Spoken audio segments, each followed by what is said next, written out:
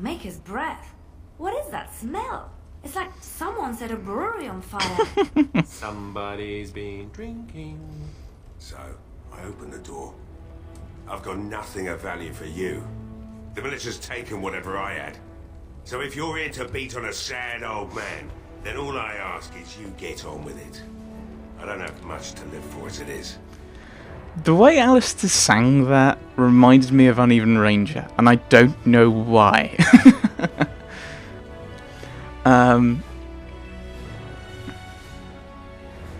The militia needs your help, desperately.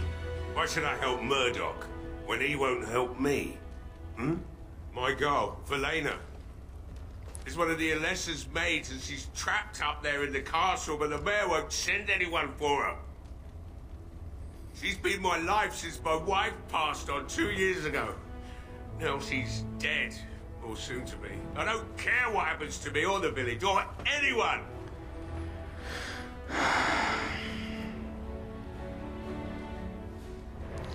I don't think I'm going to say that, because, yes, another problem for us to fix. We'll probably end up rescuing her anyway. One assumes, or at least finding her. Or her body. Or you could work to help save her. I'm an old man. Everyone knows we aren't making it through the night. Or are you going to save us? Yes. I think you can save yourselves. No. We're going to save you. With your help, admittedly. I intend to try. Is that so? Maybe it's the drink talking, but you almost sound like you believe that. Yeah. Tell you what. If you want me to do repairs for Murdoch and his men, promise me you'll go into the castle and find my daughter. What if she's dead? I think that's going to be the question. Rather than I'll do my best. What if she's dead? It would be better than going to my grave wondering. I will do my best. Not good enough. Murdoch said the same damn thing, and I didn't believe him either. You were asking a great deal, you wretched little man. I want a promise. Promise me that you'll look for her. That you'll bring her back to me if you can. What's stopping me from lying to you?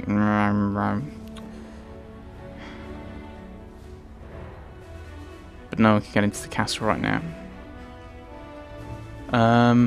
Yeah, I think that's going to be the key thing. No one can get into the castle right now. I don't want to promise something that I don't know if I can keep. So no one can get into the castle right now. Eventually, they'll want to seek out the Jarl and our lesser. And when they do, you go in and bring my Velena to me. I think that's it. I promise you, I will find her. I'll accept that. It's something to hope for, at least. Oh, lovely. Shall we next begin rescuing kittens from trees? Right then. It seems I have some work to do relighting the forge, and I suppose I'll have to find some iron. Maybe at the mill. Do you want me to go and get it? Murdoch just better send his men here as soon as possible if I'm going to get to all these repairs and get them done by nightfall. If you need anything done, well, just let me know. I've got a lot to do now, so you'll have to excuse me. Morrigan disapproves. This is why I was thinking of not bringing you, Morrigan. You just don't like anything I do. Right, chat to him. I must admit, it feels good to be up and doing something finally. Yep. There's no way I'm sobering up before morning, however. Nice to see you have some purpose then. Oh, we've only just left. It does feel like that. If you're just kind of sitting around doing nothing and being sad and depressed and yeah, you just kind of go, what's the point? And then when you start doing things and going, yes, I can do things, then you start feeling a little better about yourself in other things. So nice to see you have some purpose. I've you to thank for that, stranger. Just do what you've promised, and it will have been worthwhile. I should go then. Find my Velena. That's all I want. Stop jumping between normal voice and sad, slurry, drunk voice. Please. Shall be done. I'm kind of surprised Morrigan was opposed to that. if I'd said, what's stopping me lying to you, she would have been, get him to do what you want. But what's the point in telling someone, oh, I could be lying to you, when you could be... No, brain, come on. What's the point in saying, oh, I could be lying to you, when you're going to lie to them? It completely defeats the point. You're not helpful. Right, tell Murdoch. Well, it looks like Owen's finally doing the repairs we need. Woo! The damn fool is falling over drunk and still manages to make smithying look easy. Good enough, I say. I'll inform Bantig and the militia is ready to fight.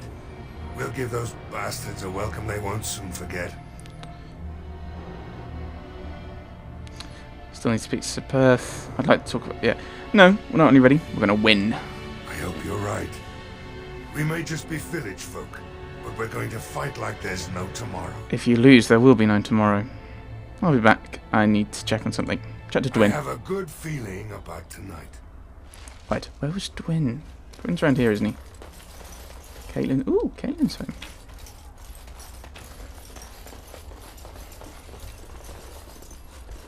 Right, this is going to get me in trouble with Morrigan, methinks. Right. Glowy door. There's a book. Oh, there's a book. Easily distracted by codices. The Legend of Calenhad on Calenhad's early rise.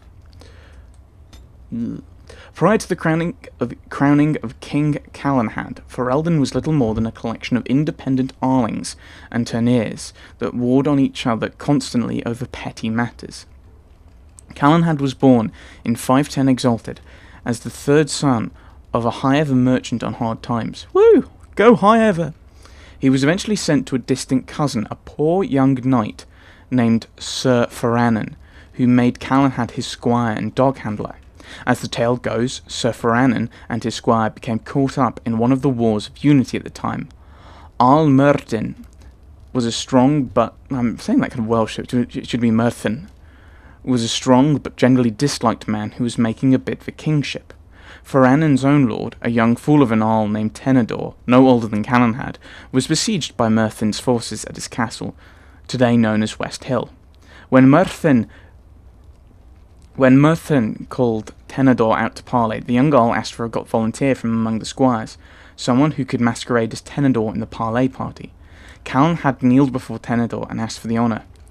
Much to Tenedor's and Sir Ferranen's dismay, Calenhad immediately identified himself to Arl Myrddin. When asked by the Arl why he was here, Calenhad explained that he was being asked to take the place of his lord. The Arl said that he had planned to kill Tenedor. Was Calenhad willing to die in his lord's place as well? Calenhad impressed Myrddin and his allies by saying that he was. Myrddin offered Calenhad a place as his own squire, but Calenhad refused, stating that if Myrddin had planned on betraying the right of parley, he was no man of honour. Myrddin's allies laughed at that, and Myrddin himself considered that Calenhad had a point. I should just be saying it's the D, but whatever. I've started, so I'll finish. He allowed Calenhad to return to the castle safely and launched his final assault. During the assault, both Tenedor and Ferranen were killed, but Calenhad found himself in one-on-one combat with Arl Myrddin.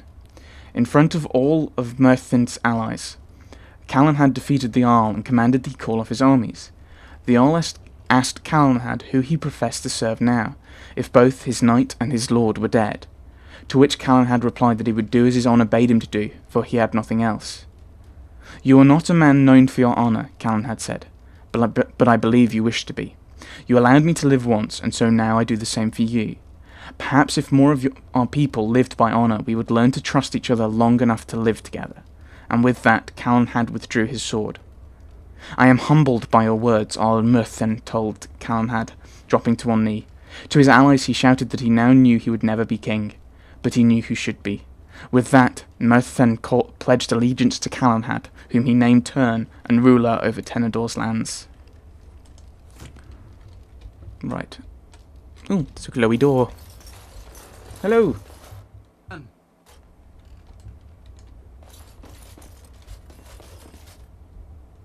Isn't he up here?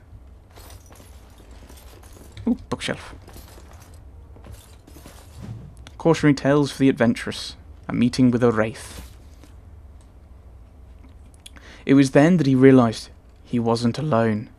The abandoned camp in front of him was unbelievably welcome, like a mirage. The fire felt like a warm hand grabbing his heart. It reminded him of a previous life so long ago, when he was happy, running on the sunflower fields with his boy, the sun on his face, lying next to the fireplace with his beautiful wife in his arms. He felt a sharp pain in his heart. Its thoughts shifted to that fateful day when everything changed. Blood was everywhere. He held the body of his dead wife in his arms. Around him, the ashes of his burned house fell like snow. The stench was terrible. It smelled like darkspawn. He grabbed his axe, touched the icy cold hands of his boy, and left. He would kill them. He would kill them all. The pain in his heart was unbearable. He opened his eyes and saw the second most terrifying thing he would see in his life. A shadowy wraith leaning over him, leeching his life away. Around him the camp was gone, replaced by something familiar, almost peaceful. Bones, death, and despair. He wondered if all his life had been an illusion, if he'd ever had a family. For a brief moment he felt relief. You can't lose something you've never had. But being this close to death brought clarity. He knew it was real. Everything else was the illusion. You could see a smile on his torn face. He had been waiting for this moment for a long, long time. He lifted his weak arms, grasped the demon's face and kissed it. It felt like kissing a cloud made of sand and dust. Suddenly all sorrow left him, and with it the last bit of life he had. Before his limp body hit the ground, it was all over. He was finally free. Okay, so avoid camps that other people have made. Can we poke the clothing? No. I daren't open the chest. Also, the fact it's greyed out means I probably can't anyway. I shall do it. So the lad should be around here somewhere. Anything glowy? Have a look in the bedroom.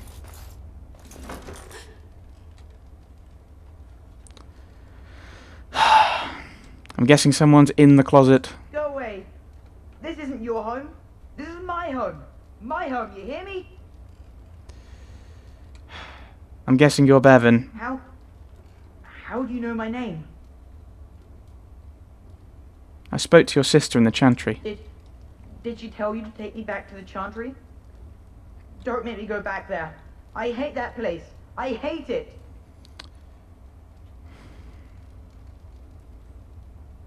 Come out or I'll drag you out. No.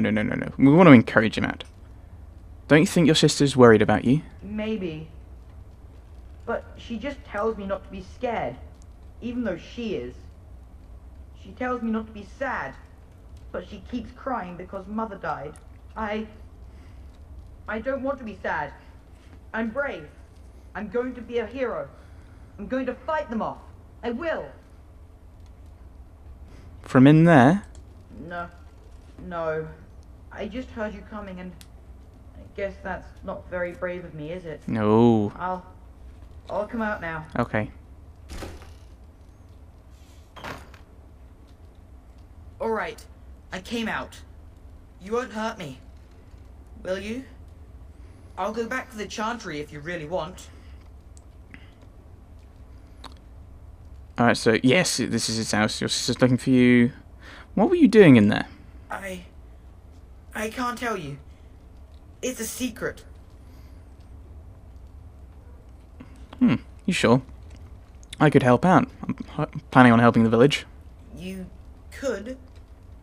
Alright, I guess. Father said I could have his sword when I grew up. It was Grandfather's. And Grandfather was a great dragon slayer. Boo. I thought, if I was brave like Grandfather, I could use his sword and kill the bad people who took Mother. You had the right idea. You're indeed very brave.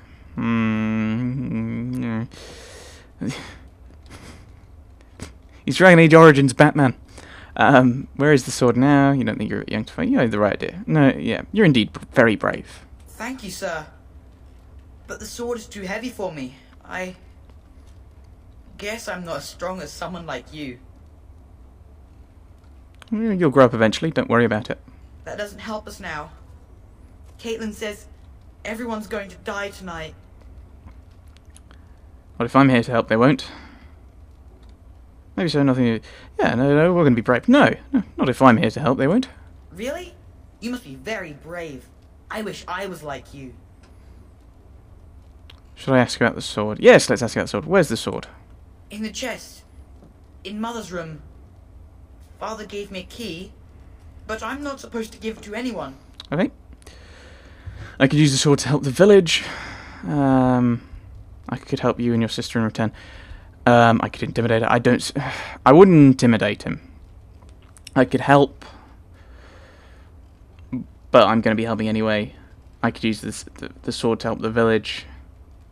Yeah, I could use the sword to help the village. Let's get it. I guess you're right. I should help defend the village, shouldn't I? Father would have if he were here. Oh, alright. Here's the key. I hope you use it to kill a lot of those bad people. I should go back to the Chantry. Good luck. Right, let's go and get this sword then. I'm not sure what it's like stat-wise. Yeah, let's pick it up. Let's get it now. The green blade. It does sound useful. Right. Alistair can use it as well. Where's... Oh, Blightblood is just possible to use at this level. It is better than Oathkeeper. In almost every way, I think. Plus 10%. I think Oathkeeper's better. Nature resistance, extra damage against beasts. So no one's going to use it. So we could probably return it. Is this still in my quest? Yes, it is. Yeah, so it's still there as a quest I currently have. Don't I? Yeah, this is current quests. So we're going to deal with that. I think Dwyn's house is around here, isn't it? There it is.